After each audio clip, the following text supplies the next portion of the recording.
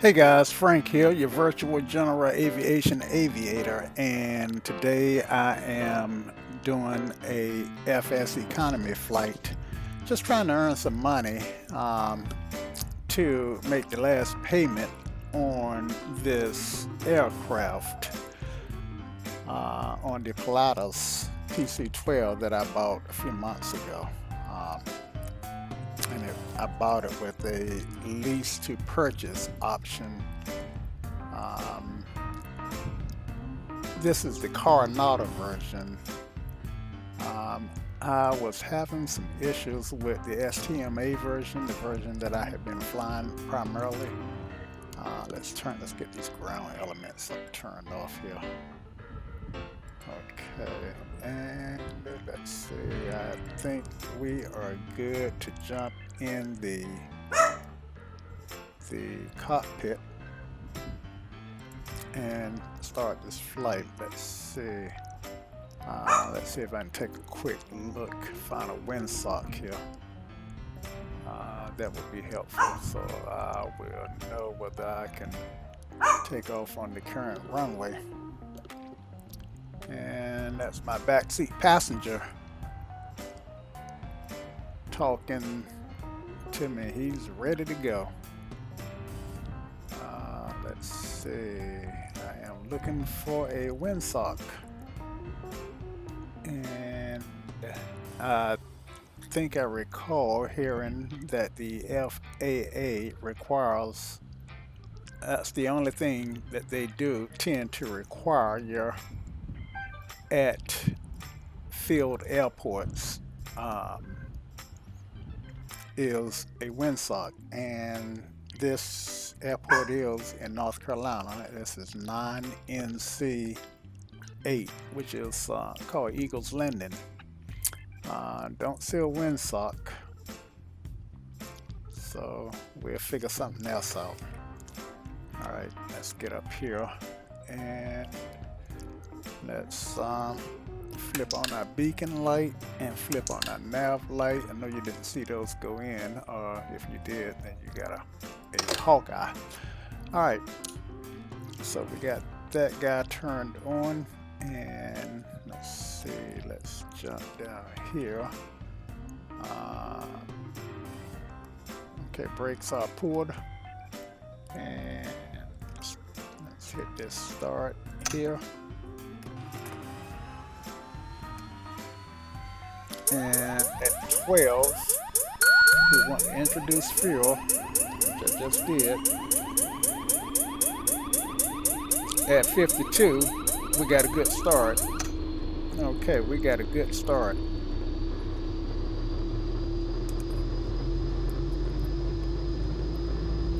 And I just love the way the Coronado engines sound powering up.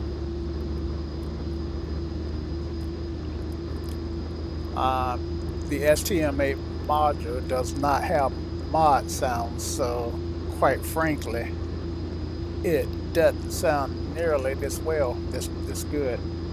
Okay, so let's get back up here and turn some stuff on. Gen 1, come on.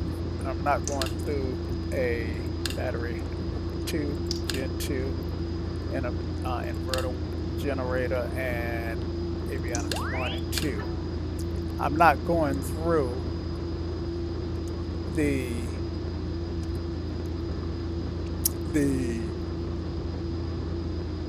checklist that I normally would go through. Okay, I tend to forget to turn oxygen on, so let's go ahead and get that turned on now. And now we need to pop into Sky Vector, which is what I tend to use. So now I am just taking a look, and what I'm looking for is MOAs and restricted areas, and airspace that I shouldn't go in without clearance. Now I got Pope Air Force Base. I've got a MOA here, as you can see. I've got I am going to cross the flight path of this Charlie, which is this Delta, Charlie, yeah, this Charlie. When I say Charlie, I mean Class C airspace of that Pope Air Force Base, and but I'm outside the ring, so I don't have to talk to air traffic control. As long as I'm going to be over 4,200 feet, then even if I was flying directly over it, I should be okay. Because this Charlie is surface to 4,200, and the same with Fayetteville Regional. But as you can see, I'm going to be outside of those airspaces. So yeah, let's just fly direct. I don't see any reason why we need to put in anything any different. Okay, so with that said, I can jump back in my simulator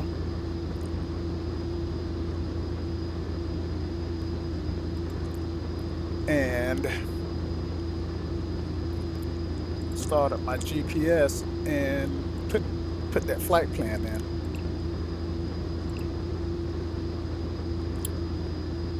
Now, if I wanted to make it interesting, I could fly some low altitude airways, but I am just gonna fly direct. Okay, so back at waypoint, and this is gonna be K Wilmington,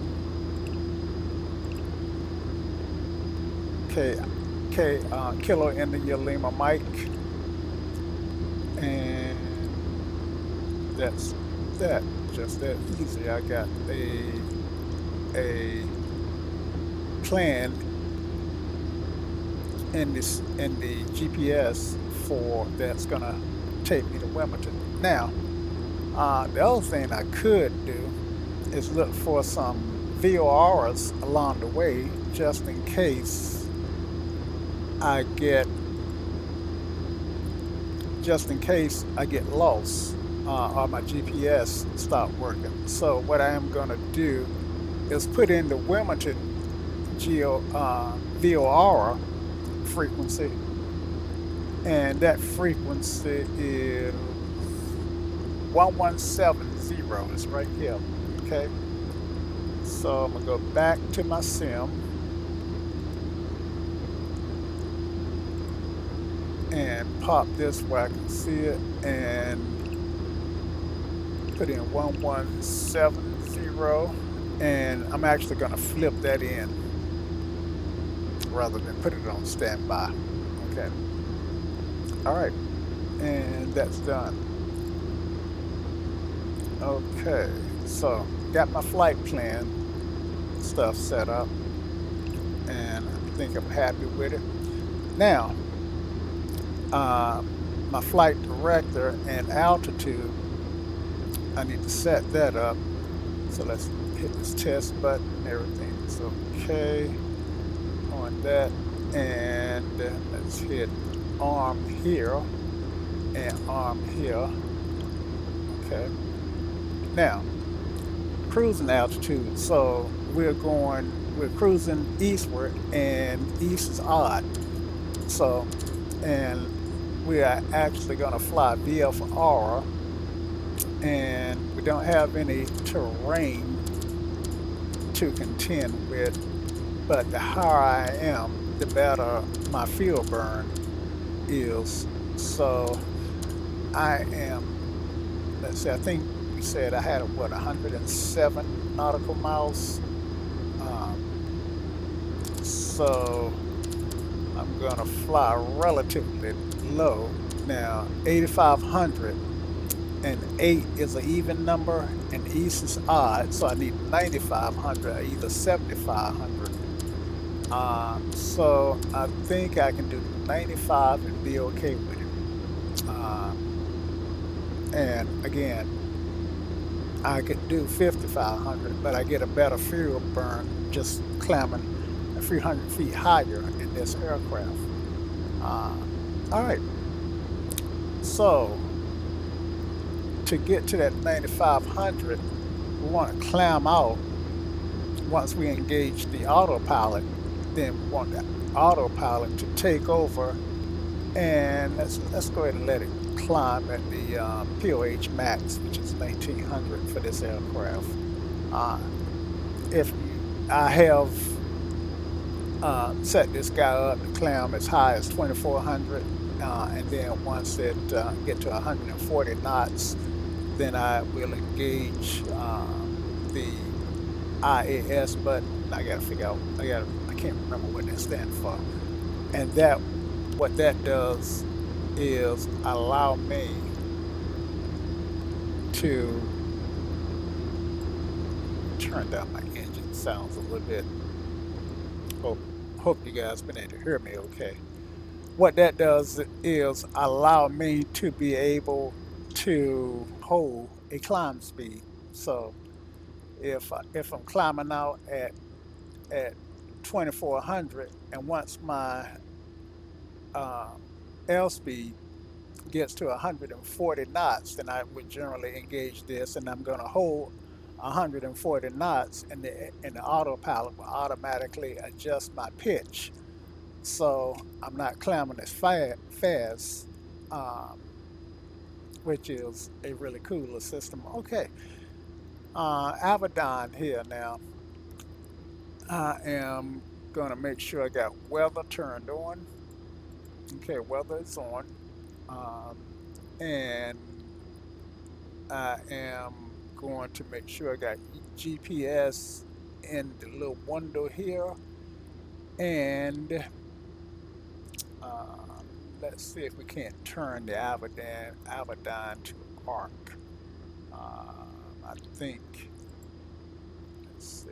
Yeah, there's an arc. All right. AHARS is not modeled. Neither is EPS and EFOS. In the Coronado version, the cabin pressure is modeled. So let's go ahead and set that to 10. Okay. All right. So um, that basically means it's not really going to pressurize the cabin. Um, all right. So 3. And let's get back. All right. Are we ready to go? All right. This plane does not require pusher tests um, to clear the cowls. And if you hear me say cowls, then I'm referring to, let's see, where's my test button? Um, let's see, test. I'm referring to this right here, and CAL stand for Crew Alert Warning System. Um, so if you hear me refer to CALs, then that's what I'm referring to. Okay. Um, so I don't have any warnings, and as you can see, I got I got information. Red is a warning, yellow is caution, and green is good to go. Like when the plane is trimming, I get a green um, button that's just letting me know that the trim is working as it should be. When it's changing the pitch of the aircraft or maintaining a pitch. All right, hope that's helpful. All righty, so this is 107 nautical miles. That's what I got to go to get to my destination. So that looks good. And I've got my flaps set to takeoff, which is 15%. And since I'm at such a short field, well, the Pilatus actually don't like taking off with 30% flaps, so I'm gonna leave it at 15%. And now I am going to turn my lights on. So I want to turn my landing light on, and I want to turn my strobe light on. Okay, I'm on a grass field, so I need my inertia separator on, and it's always a good idea to run those probes, passenger advisory buttons, and it's a nice day outside. My outside air temperature is 18 degrees Celsius, which is which is in Fahrenheit 63.9, which is right at 70 degrees Fahrenheit. So it's a good temperature. I really don't need any air conditioning. So I'm just going to leave the air conditioning turned off and perhaps just turn on the fan. Okay, so let's go up there and turn the fans on, and we're good to go. Alrighty. Ooh, did you see that flip? Okay, so Eagle landing traffic, Pilatus 9875, taking off runway 02, Eagle landing. Okay, and I got my runway heading just by looking at where my nose is pointed on the dial. All right, so brakes and condition level, go to flight idle and throttle up. Now I don't usually release my brakes until I get to 25 on my torque, and then I can. Oh man, I forgot to log in, which is why I use this auto log in, because I will get halfway through a flight and realize that I haven't logged in and have to start from scratch to get FSEconomy working. Now let's so about 40 is takeoff power. We're going to rotate at 80. Airspeed is alive. 80 and rotate.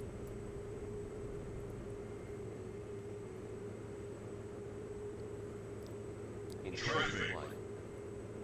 Traffic. I always get that traffic warning upon takeoff and landing. I think that's more of the system just testing. All right, gear up.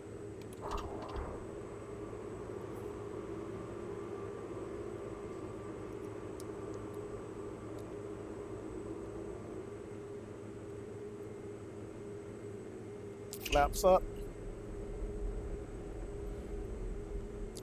All right, I'm going to hit nav and get an idea which way we need to turn the aircraft. The autopilot intends to turn the aircraft. Now, looking at, I'm headed northwest, northeast, but I need to be headed southeast. So you can see that that the autopilot is gonna turn me fully around.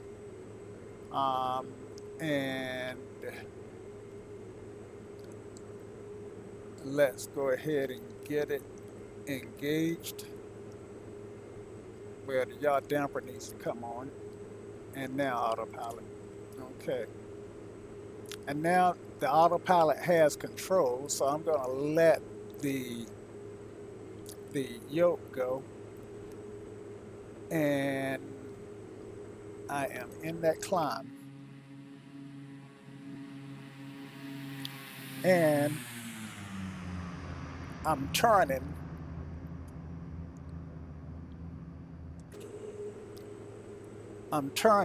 to the southeast. Okay, cool. Now, once I get to my altitude, I will cruise. I'm going to set my cruise up at about 200 knots. And if I only got 100 nautical miles to go, then the math is real easy. The flight is going to take about 30 minutes. I really like being able to get to the coast in 30 minutes from central North Carolina to Wilmington, because I've driven it a few times, and needless to say, it can take hours. Well, take about an hour now. Well, I'm in Durham, and it can take me 30 to 45 minutes to get through the traffic from between Durham and Raleigh, and then another hour to get just interstate driving, perhaps provided there's nothing slowing me down. So you get an idea of where I'm trying to go. So you can see I am picking up my course, and this is Raleigh Executive KTTA, if you can see that, and then RDU should be somewhere nearby. Where is RDU? Let's see. RDU should be over here somewhere. To the west, to the northwest. Yeah, there it is. There's RDU right here.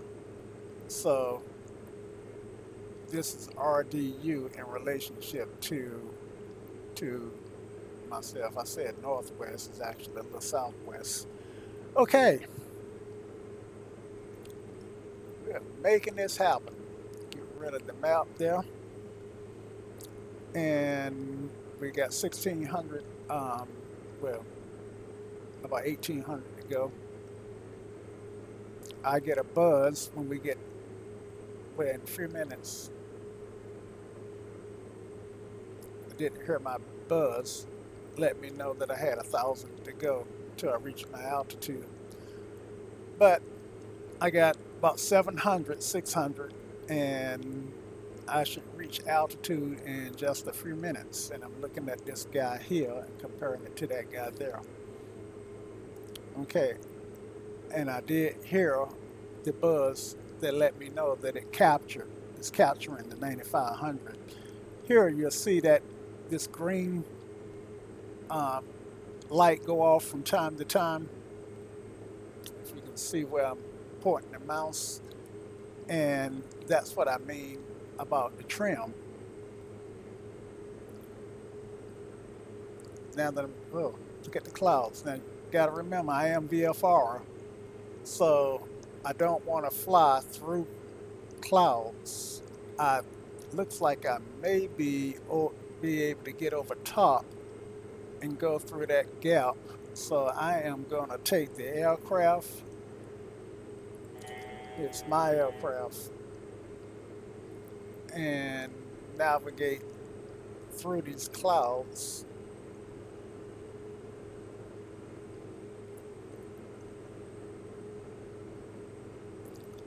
And sometimes it's hard in the sim to be able to look out the window and determine if I'm above or below the clouds.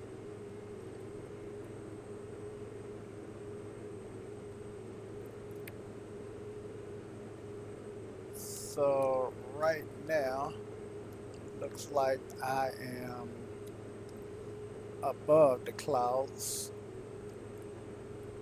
and looks like the further east I go, try to get back down to my altitude.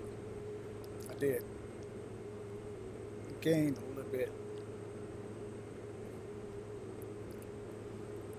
I did want to climb just to make sure I was up, but it looked like the further east I go, the lower the clouds are getting. So when I re-engage my autopilot, I should be fine. So I'm gonna quieten down and speed up the video now, and so that you don't have to sit here and watch for 30 minutes while I get to my altitude, to my destination. But before I do that, let me get back down to 9,500 manually.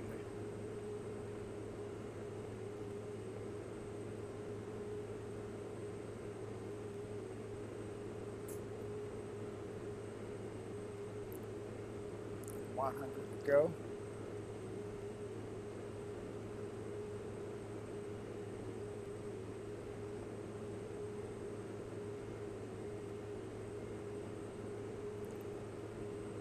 All right, and we are there.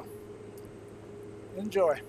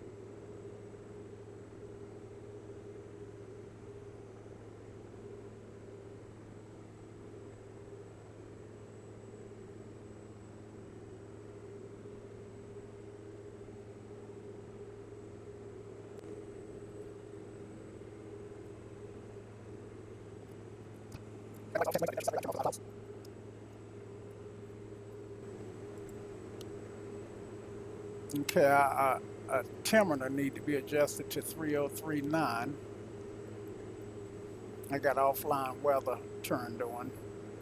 So if you want to see what that looks like,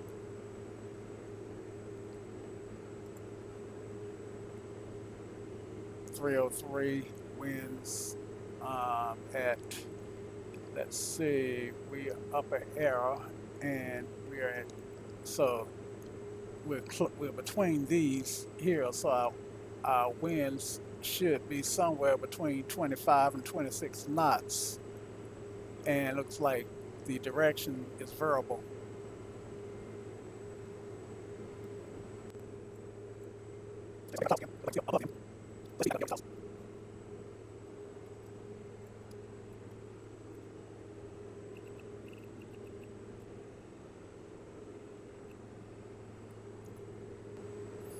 Okay, so I'm only 35 nautical miles from my destination, and that means that what I want to do now is go ahead and punch through these clouds.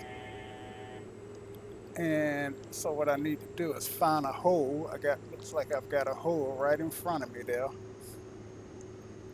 that I can use to get down.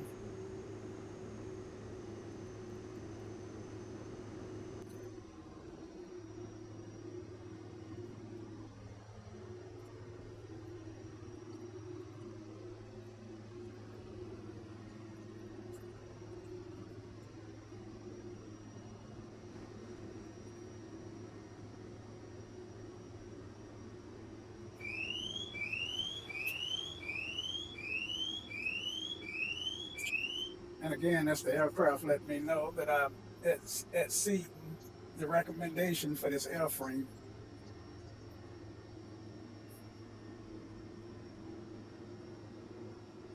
But in order to punch through those clouds without getting stuck in them, I was really pushing that nose towards the ground.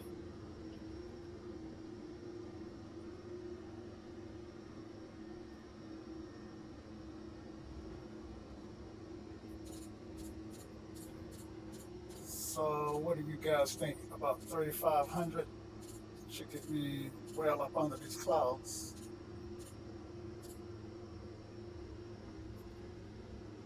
Let's re-engage autopilot. Got a little turbulence there. Wilmington.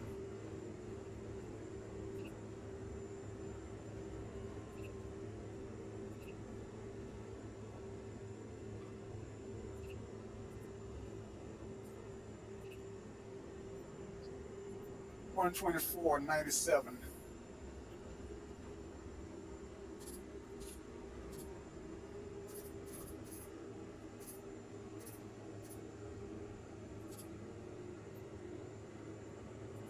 Wilmington Information Hotel. Hotel. 1700 Saloon weather. Wind 040 at 19 gust 27. Visibility more than 10. Sky conditions 35,500 view. Temperature 21. 2.11. Altimeter 3036. Arriving runway 06. Departing runway 06. Advise on initial contact you have hotel.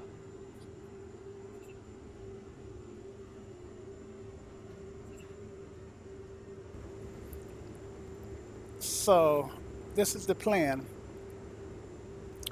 I'm gonna fly to here, pick up Lurkey, and that should get me lined up with 026.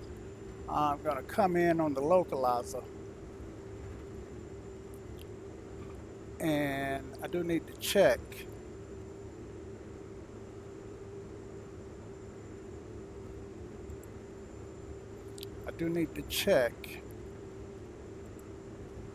That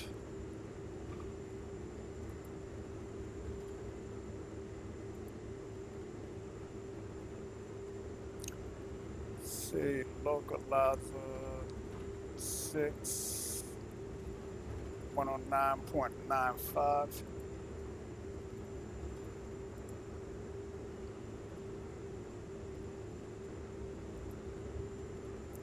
$109.95. So I'm going to flip that in there now.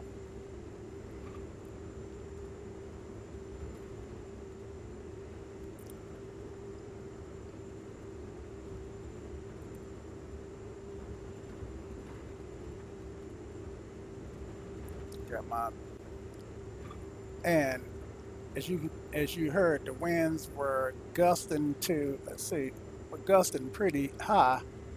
Wilmington Information Hotel. 1700 Zulu weather. Wind 060 at 17 gust 27. Visible. Okay, so we got a direct headwind at 17 knots, gusting to 27. So that's a 10 knot gust. So it ought to make for a pretty interesting landing. Shouldn't be that bad though, since it's a direct headwind. It's not a lot of crosswind in it.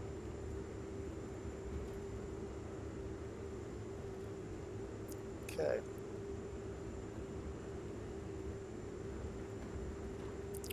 So I'm gonna go ahead and turn on my landing lights.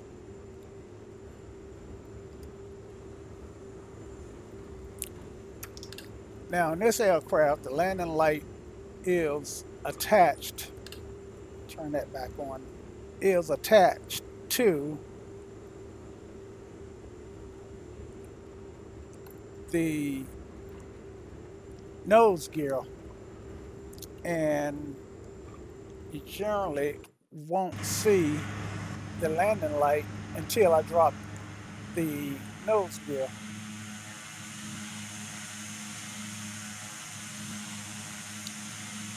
But the recognition lights do come on when I turn on the landing lights, but it's actually the recognition lights, which is controlled with the landing lights on the Coronado version. A lot of the Pilatuses have separate recognition lights.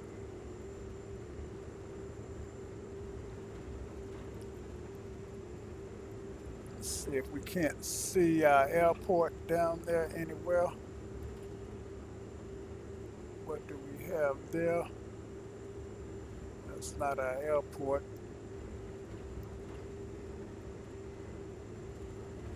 And just like in real life, an airport can be tough to spot from the air because they're pretty prominent, but not that prominent. Okay, let's adjust our heading a little bit.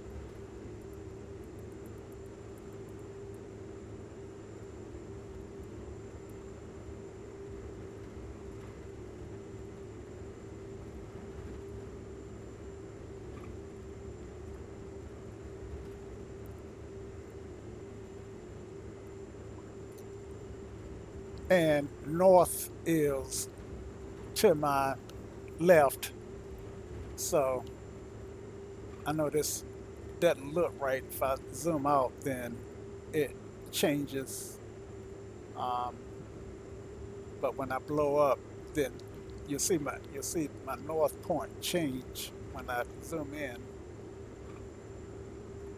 and it's not changing because I'm trying to show you that it should change. Maybe I just hadn't zoomed in close enough back. There you go. And let's go ahead and turn our navs back on. Pick up that magenta line.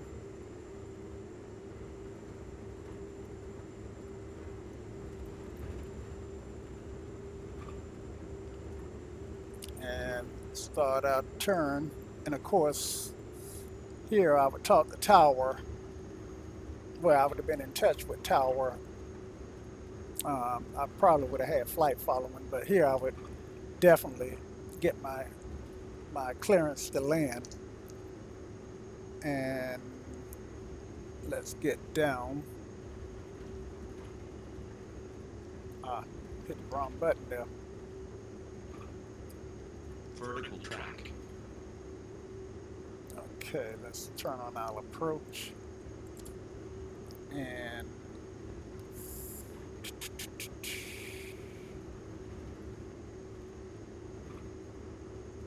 turn off our yaw damper.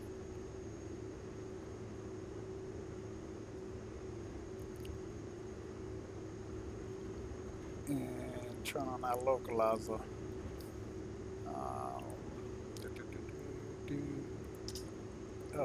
Our localizer engaged automatically, so we're good.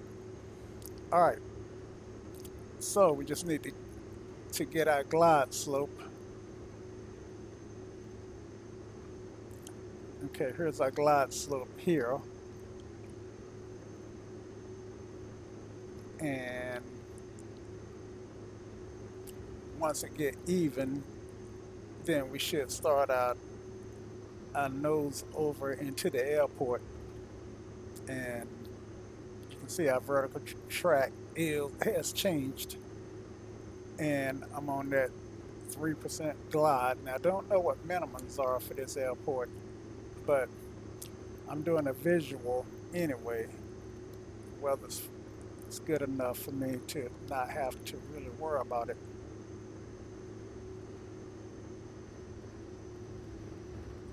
Pour the power out a little bit. So picking up speed. Okay, still got 11 nautical miles to the airport.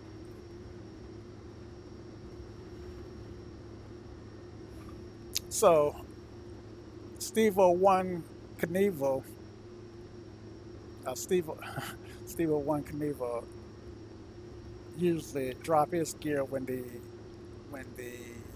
vertical track get to this first notch. I've never tried that, so I'm gonna try that and see what happens.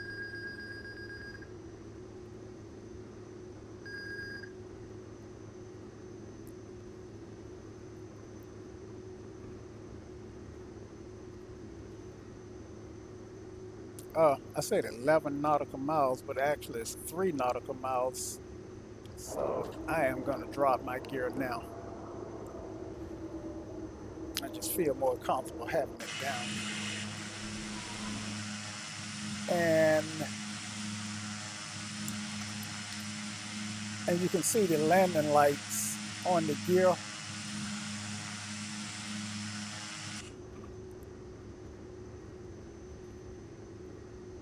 Okay, I'm still on my glide slope.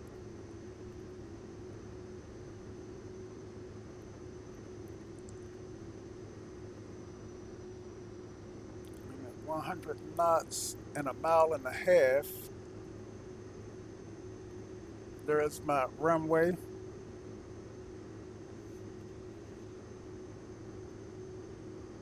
And looks like my glide is not capturing.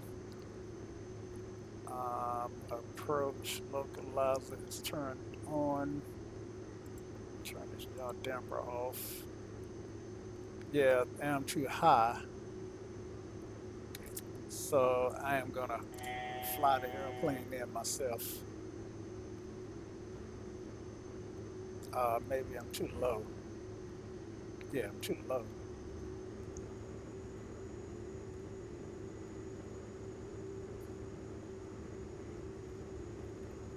I can't be too low though. But my glide slope, I'm picking my glide slope back up. Let's try this approach button again. See if it will fly me in. Now I'm on VFR, so I don't have to worry about doing a missed approach.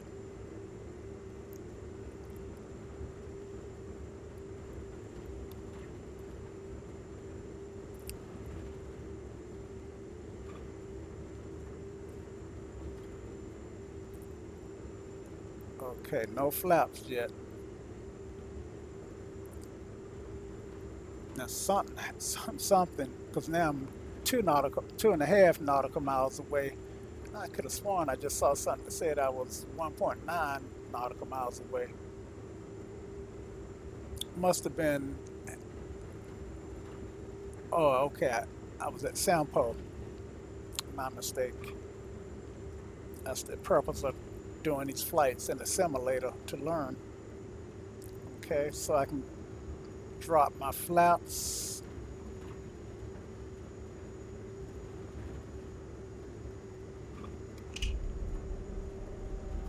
Okay. That should slow me up. And it did.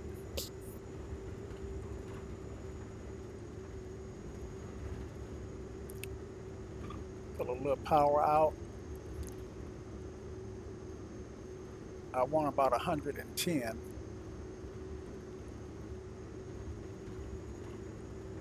But I do have winds gusting.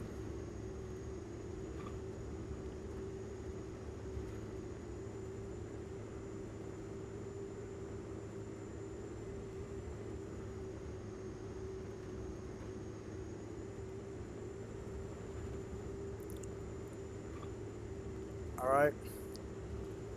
I'm at 600, so I'm gonna go ahead and turn off my autopilot, and it's my aircraft. I got a caution, and it's caution cleared up. Gear is down, 3 in the green.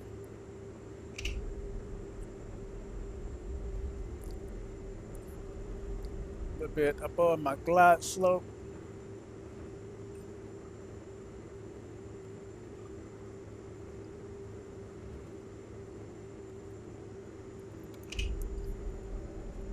I want about 100 over the threshold. And a little bit high and fast. But I've got these crazy headwind gusts. A little slow.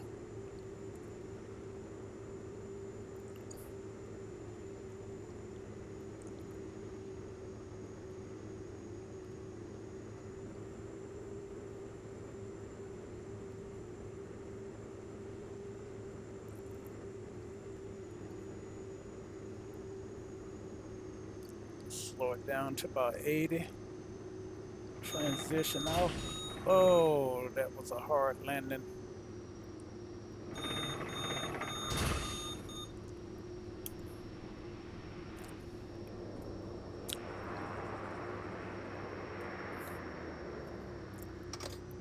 One thing that's really hard to do sometimes, and that's check to see how high I am from the ground. Now I've been flying the Coronado version and it looks a little bit higher from the ground. So this is closer to the ground. Anyway, I can make excuses for my hard landing, but let's just go with that was a whack landing any way you look at it. I was actually going to go to that building, but I didn't see any way to get to it because general air generally don't go to the terminals, and general aviation aircraft generally don't go to the terminals, and I am GA. But this particular time, I am going to a terminal.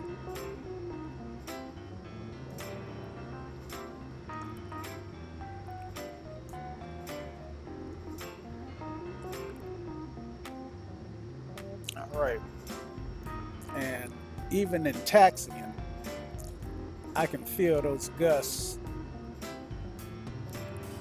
See, that's not a good place to stop.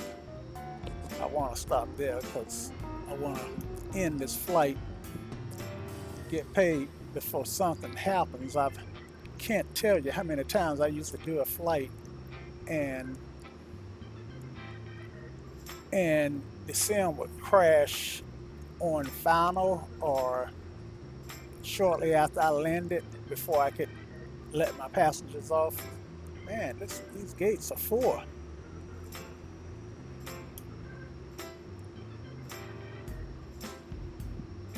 If I was flying the airliner, I wouldn't have nowhere to park. Wouldn't have a gate available. There's one gate available. How about that?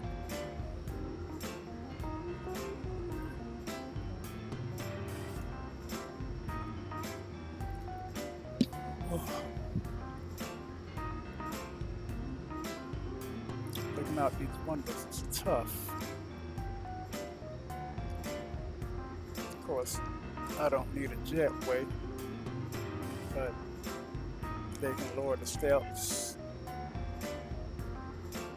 All right, and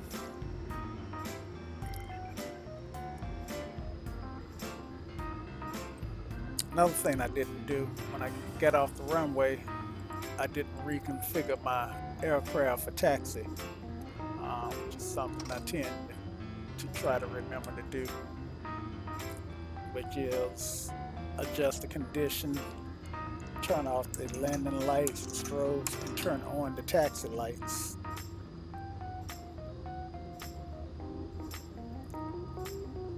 So I didn't do those things. Okay, well, that goes to show how important following the checklist really is. Okay, so let's power down. Get used to hit these buttons. Okay. Taxi move.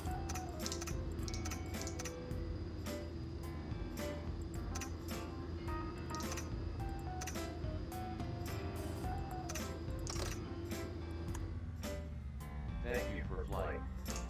Bye-bye.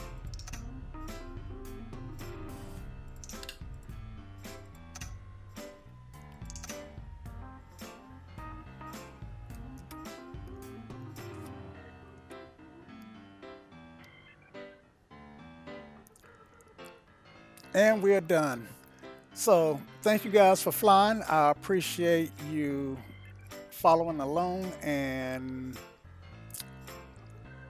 Until next time, be safe.